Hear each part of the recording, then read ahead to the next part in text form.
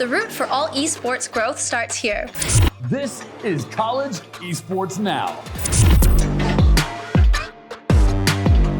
Tune in to College Esports Now for the most exciting updates and highlights in collegiate gaming.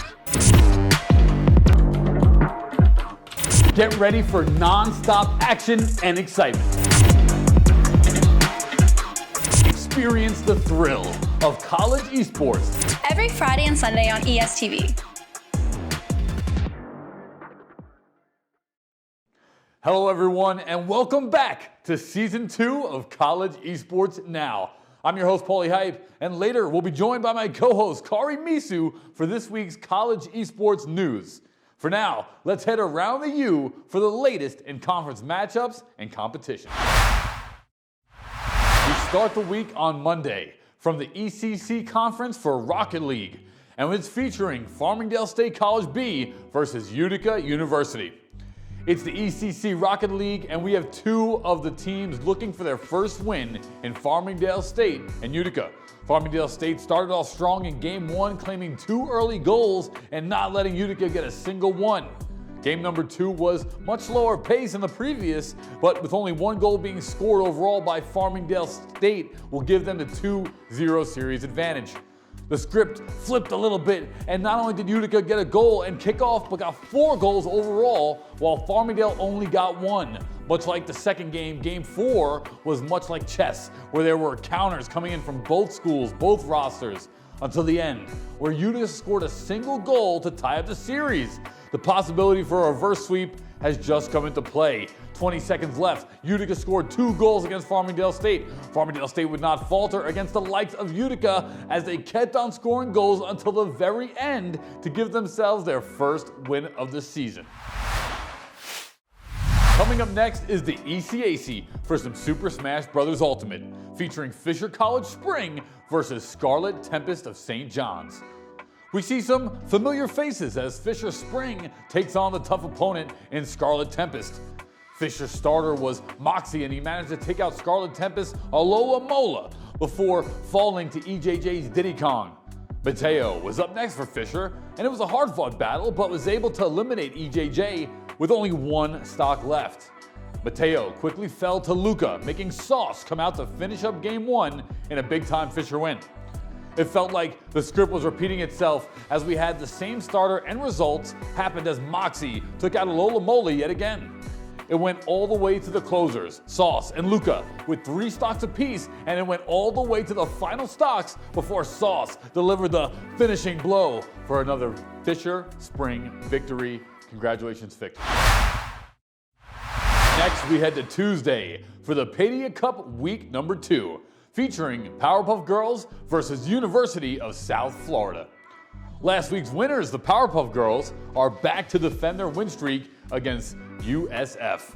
The first couple of rounds were so back and forth as USF's Gizmo got an ace to Powerpuff Girls, getting flawless rounds. By the half, it was 7-5 in favor of the Powerpuff Girls, which showed how truly close it was for the 2 squads overall. In the end, Icebox would go over to Powerpuff Girls before we head over to the next map, which was Ascent. This time around, Powerpuff was a lot more dominant for them, and multiple members like Leah and Sasha starting to get the energy rolling. USF tried to hold off against Powerpuff Girls, but the dominance of Powerpuff continued to shine and show as they improved to a 2-0 scoreline. Next, we head over to the ECAC Conference for some Valorant, featuring the University of South Florida Green versus Canisius College. We just witnessed their sister team lose to Powerpuff Girls, so now South Florida Green wants to make sure they take the win against Canisius. Canisius got a couple early round wins, but Ascent was South Florida's map pick, to which they showed how coordinated they could be on the map. South Florida did not stop the momentum as they took the 13-4 victory with players like Champagne and Spectrum popping off respectively. Surprisingly though, Fracture was the next map played, and despite it not being South Florida's map, they performed quite well, with Spectrum showing off yet again early in the rounds. The story was similar to the last one as Canisius tried to fight back. They did a good job, but in the end, South Florida Green claimed a 2-0 victory and repped the pride of the school. Next up is the Mountain West Conference featuring Overwatch 2. University of New Mexico versus University of Nevada, Las Vegas. Now it's time we move over from the East Coast all the way to the West as we have UNLV taking on University of New Mexico in some Overwatch 2 action. UNLV's Hertz was a treat to watch on Lijiang Tower as he kept on getting pick after pick, especially when in singular pulse bomb netted himself a 4K in one go. New Mexico tried to force the third point on Lijiang, but UNLV's aggression was just too powerful and got them the first map victory.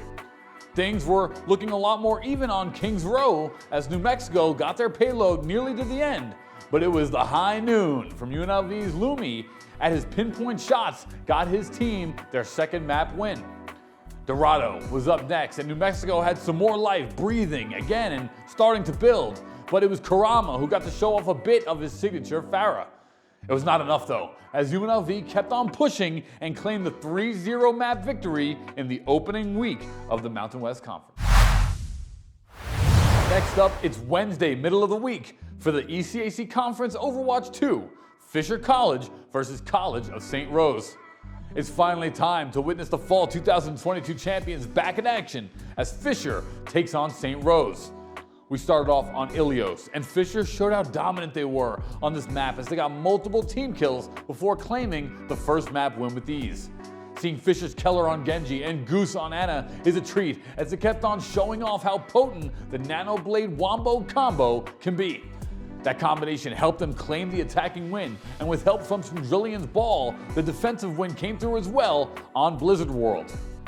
St. Rose started to show life on Junkertown as Clutch's Sombra kept on making decisive plays to help his team push the payload.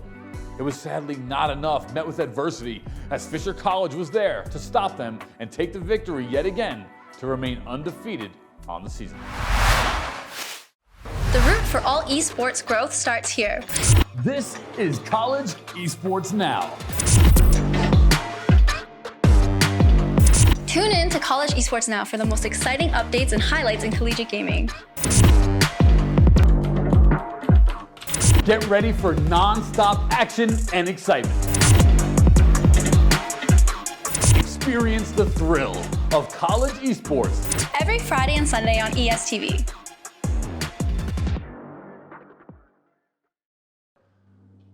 Next up is the Mountain West Conference for some CLOL Round 7. Utah State University versus UNLV. We're in for a treat as we have the number 1 seeded Utah State taking on the number 5 seed in UNLV in the Mountain West Conference. Utah State were off to a great start in Game 1 as several of their members were getting fed early a decent amount of kills like Fifth Business and Fallen Time. Unfortunately, it wasn't enough as UNLV's Noraware was just too far ahead and ended the game at a scoreline of 18-2-4. Game 2 had a similar start, but instead of the carries getting a triple kill, it was Utah State's support, Kayama. Utah State had better footing in this one, as in the mid-game, they did not throw away their lead, and with Lo the Man's Fiora, they were able to destroy the Nexus in only 22 minutes. One final game between these two teams and victory. And just like the previous 2 games, it started off with a bang as across the map kills were happening. Utah State had a lot more bot lane focus this time around and it paid in dividends, as with their star ADC Falentine's help, they were able to claim the 2-1 victory and remain at the top of the conference. Next up, it's Thursday for the NJC AAE Conference Valorant Round 2. Featuring Bismarck State College versus South Puget Sound Community College. Coming into the second round of the regular season, Bismarck is looking for their first win, and they have a hard matchup against South Puget Sound. Bismarck had the early advantage, but South Puget by Guns and Monkey were able to equalize it by the half. South Puget Sound did not stop the pressure and were able to claim the 13-5 victory on map number 1, Ascent. Map number 2, Haven, had a similar start, as Bismarck had the early advantage, but they were not ready for South Puget Sound, Judel, who was able to score a convincing ace. Bismarck were able to get a couple round wins in between, but the pressure of coming from South Puget Sound Community College was just too much, as they claim another map win to give them the 2-0 series victory on the season.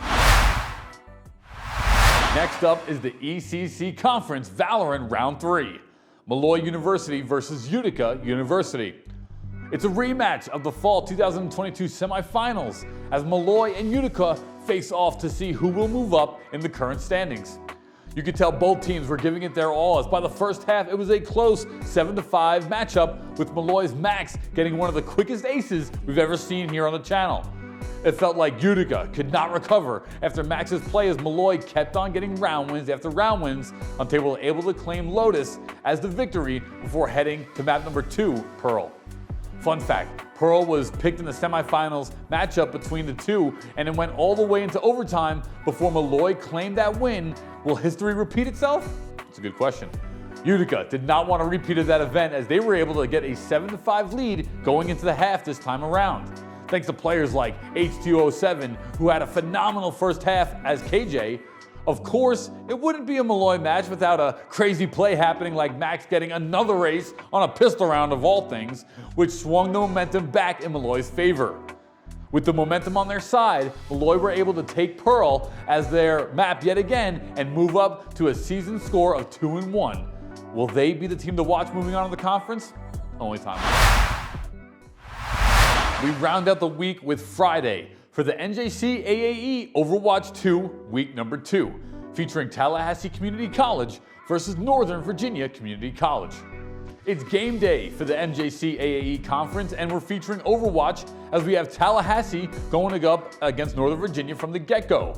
Northern Virginia wanted to brawl as much as possible, simply decimating Tallahassee early on. Nova did not let Tallahassee get a hold on a single point on control to claim the victory on Lijiang Tower. It was a similar scenario as we went into Kings Row, where Tallahassee were not able to leave their spawn on attack before switching over to Nova's attack, to which they simply dominated.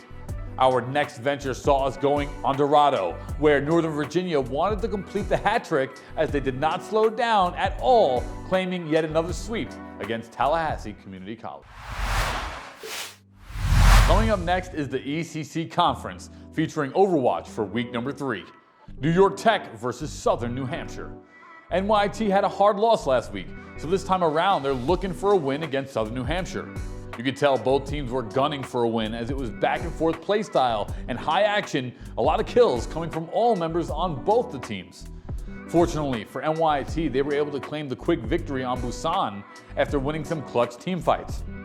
Kings Row was up next, and Southern New Hampshire was on fire as Rhino was able to get so many clean kills to help his team get the equalizer in the series.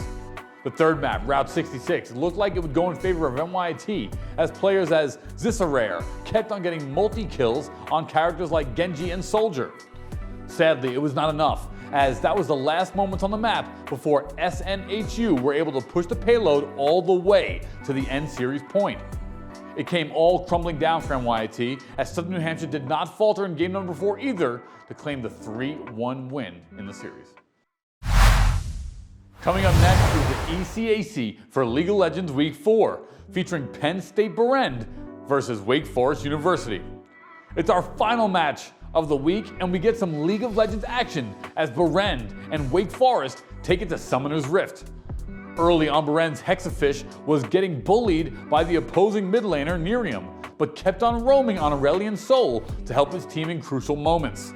The early momentum may have been in Wake Forest's favor, but it was swung to Berend's favor after several team fights before claiming the 9-25 Game 1 win.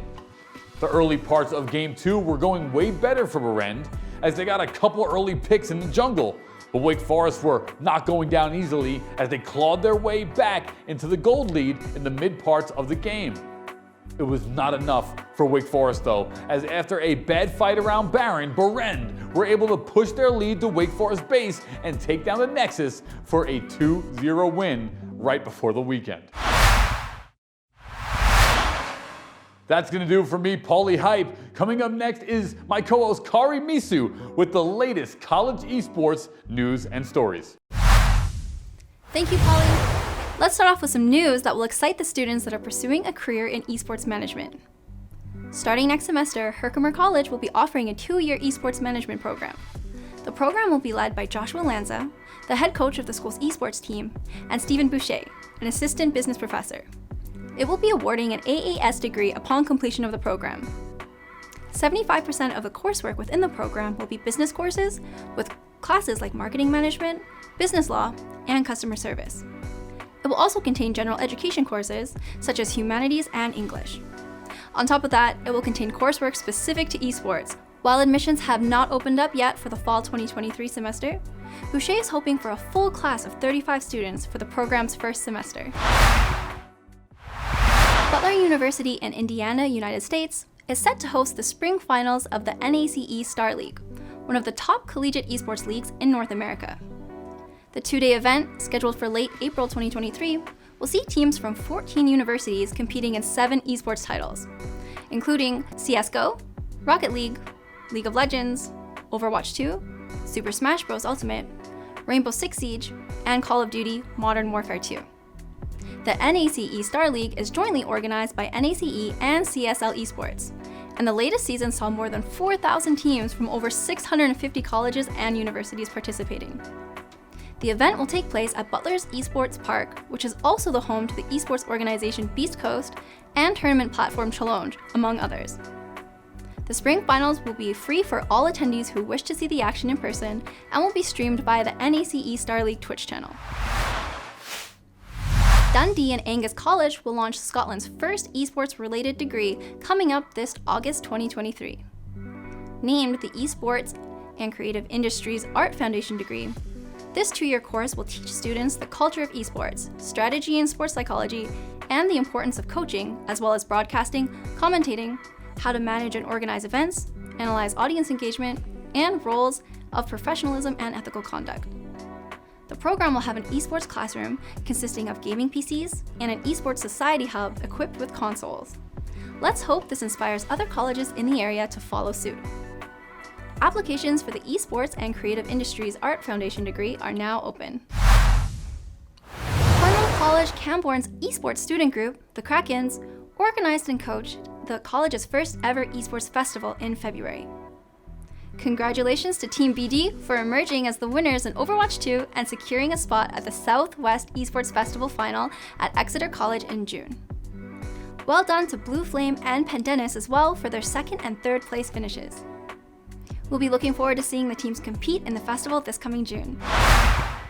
The route for all esports growth starts here. This is College Esports Now. Tune in to College Esports Now for the most exciting updates and highlights in collegiate gaming. Get ready for non-stop action and excitement. Experience the thrill of college esports Every Friday and Sunday on ESTV. The Gaming Fan Fest Illinois College was a successful event that brought together high school and collegiate esports teams from across the Midwest. The event was organized by the Unified Esports Association and was a part of the Midwest Esports Conference.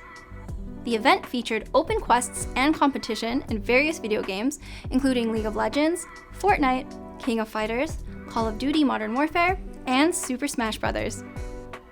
The event took place at the Bruner Fitness and Recreation Center at Illinois College in Jacksonville, with the next event being hosted by Purdue University Northwest in Westville, Indiana, on March 4th and 5th. The Grind Finals event, which will feature the League of Legends Conference Top 4 matches and the Valorant Unified Collegiate Gauntlet Finals, will be live on March 25th to 26th. Registration for the events is available online at unified.gg, with passes ranging in price from $20 to $75. Spectator-only passes are also available for $5. The Lethbridge College Kodiak's esports teams are gearing up for the upcoming Eastern College Athletic Conference season.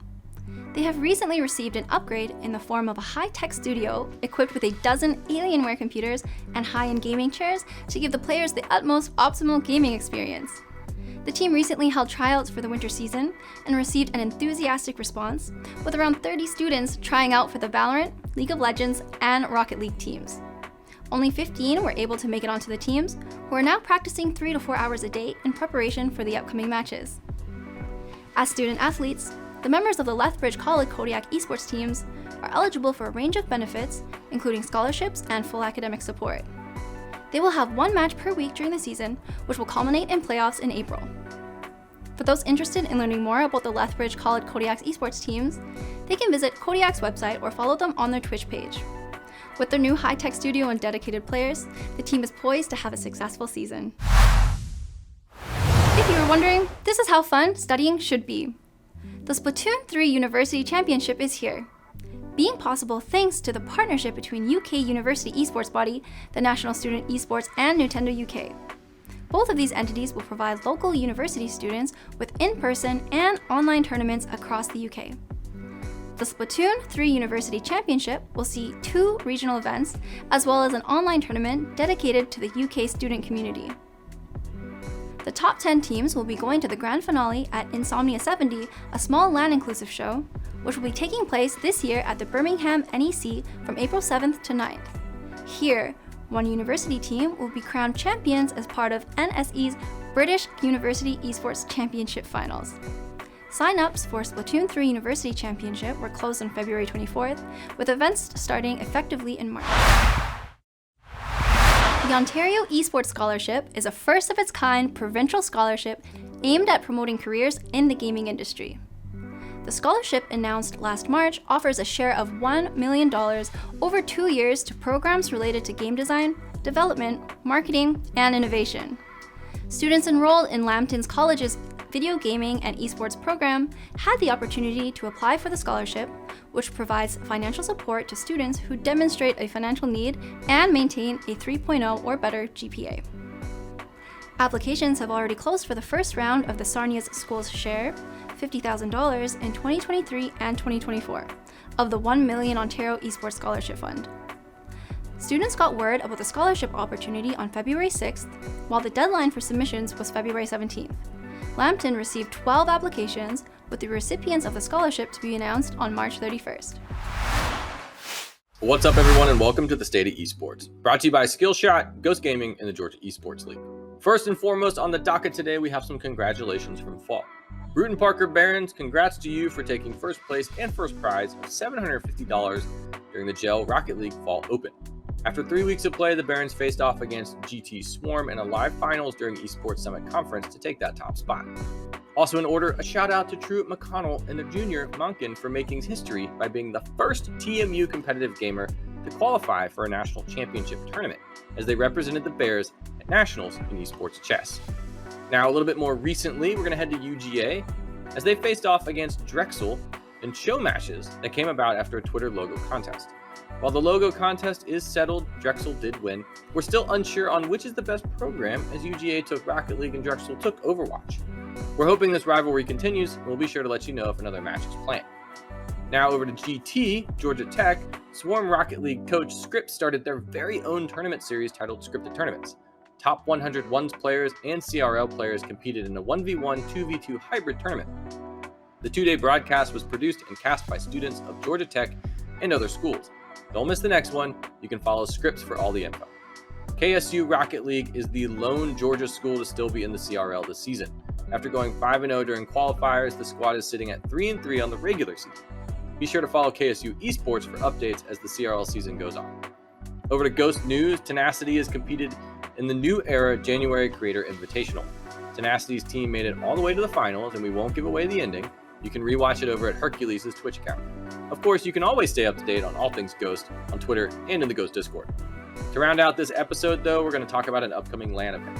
Mountain Dew Community and HBCU Esports League are hosting the Mountain Dew Real Change Challenge Finals here at the Atrium on February 25th. The top HBCU Modern Warfare 2 teams will be facing off for some incredible prizes and opportunities. You do not want to miss out on this one. And that's it for today's episode of the State of Esports. We'll see you next time. Thank you for joining us for week number 2 of College Esports Now. I hope you're all up to date with the latest action and news in the college esports universe. From everyone at College Esports Now, we'll see you next week for all of the hype, storylines, and competition in college esports. The route for all esports growth starts here. This is College Esports Now. Tune in to College Esports Now for the most exciting updates and highlights in collegiate gaming. Get ready for non-stop action and excitement. Experience the thrill of college esports Every Friday and Sunday on ESTV.